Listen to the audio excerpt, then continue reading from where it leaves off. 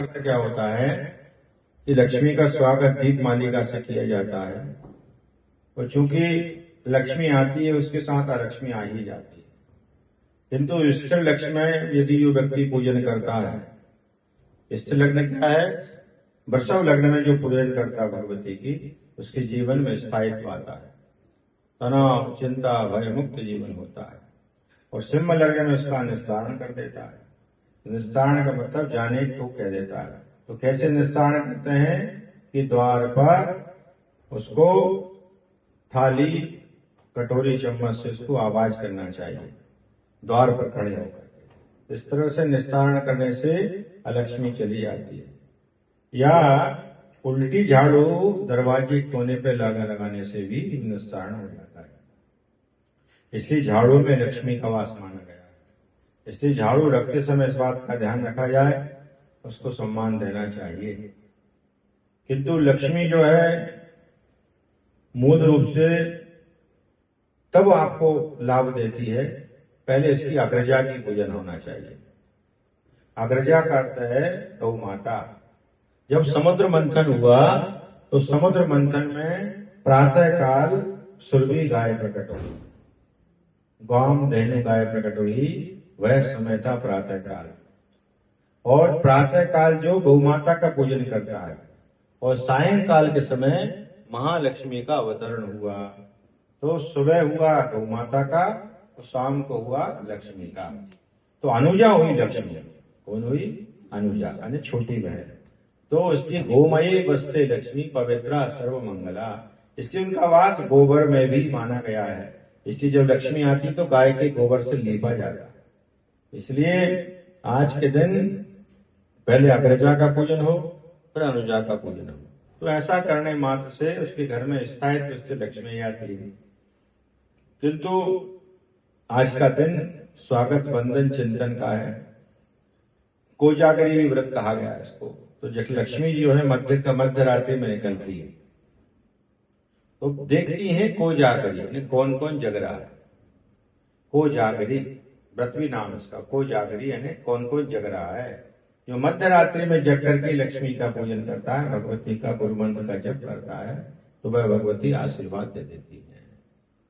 इसलिए शरद पूर्णिमा से लेकर के ये प्रयोग दीपावली तक चलता है। इसको षोडशी प्रयोग किया है। आप देखते होंगे शरद पूर्णिमा से हम दीपार्चन चालू कर देते हैं। उस दीपार्चन शरद पूर्णिमा से लक्ष्मी तक दीपावली तक किया जाता है। इसलिए जिसके घर में दीप मालिका का पूजन होता है, दिवाली का पूजन होता है, कार्तिक मास में सबसे ज्यादा दीप दान का महत्व है। यदि आपने तुलसी की समिधा से, तुलसी की लकड़ी से, काष्ठ से एक दीप जला दिया है तो 10,000 दीपक का फल मिलता है। का एक दीपक को जलाने से 10,000 दीपक का फल मिल जाता है। इसलिए 10,000 दीपक तुलसी से जलाना चाहिए। माचिस से ना जला करके कैसे जलाना चाहिए? तुलसी की लकड़ी से जलाने से 10,000 दीपक जलाने का फल मिल जाता है। क्यों मिल जाता है? क्योंकि तुलसी में लक्ष्मी का ही वास है। वह लक्ष्मी जो है साक्षात जगदम्बा है।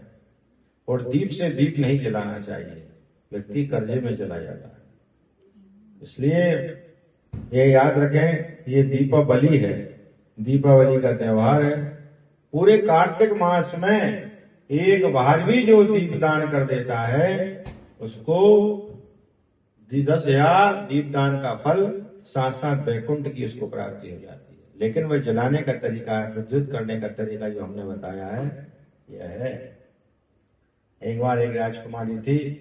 वह राजकुमारी जो थी वह पूर्ण रूप से भगवती की आराधना करती थी। राजा वेदांग, ऋषि वेदांग ने पूछा, तुम दीपदान करते रहती सब और इसके अलावा क्या है, क्या करते रहते हो? बोले क्यों करते हो? तो वेदांग ने कहा, अभी तक मेरे से किसी ने नहीं पूछा, मैं तुम्हें बताती हूँ। पहले जन्म में चुईया थी। क्या थी? चुईया। तो बोले चुईया कैसी थी? कि चुईया जो थी उस समय मैं पास में ही थी। उसी समय मुझ पर बिल्ली ने झपटा मारा, तो अपनी जान बचाने के लिए मैं मंदिर में गई। मंदिर में जैसे ही गई तो वहां अखंड दीपक जल रहा था। और जैसे अखंड दीपक जल रहा था उसकी लो मचती थी, लो मचती थी। जैसे ही मैं कूदी तो मैं जो थी मैं चिड़िया तेल के दीपक में गिरी। तेल का दीपक था बहुत गर्म। तो जैसे ही कूदी तो वह दीपक बुझने वाला था क्या, और जैसे ही मैं कूदी तो वह दीपक की बत्ती ऊपर हो गई, और जैसे ही दीपक की बत्ती ऊपर हुई और मेरी मृत्यु हो गई। और मृत्यु होने के कारण चूंकि मैं बिलाव थी इसलिए मेरे को ये जन्म लेना पड़ा। अब मुझे वैकुंठ लोक ही जाना है। उसको पूर्व जन्म का स्मरण इसलिए बना रहा क्योंकि वह केवल दीप में गिरने मात्र से उसको वैकुंठ की प्राप्ति हो गई।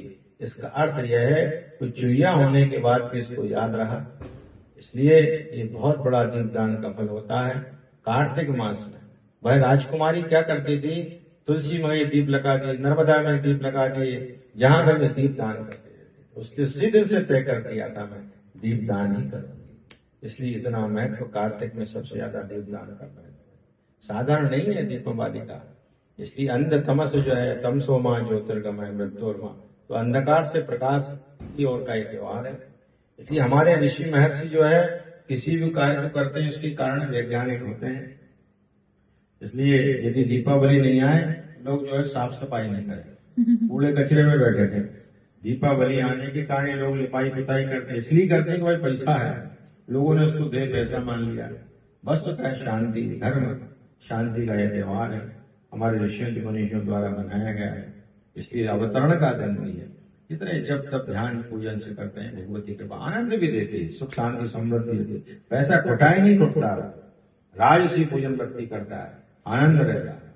इसलिए ये पूजन महालक्ष्मी के व्रत त्योहार, जन्मदिन की, सुरभि माता के जन्मदिन की समस्त सनातन वासियों को बधाई।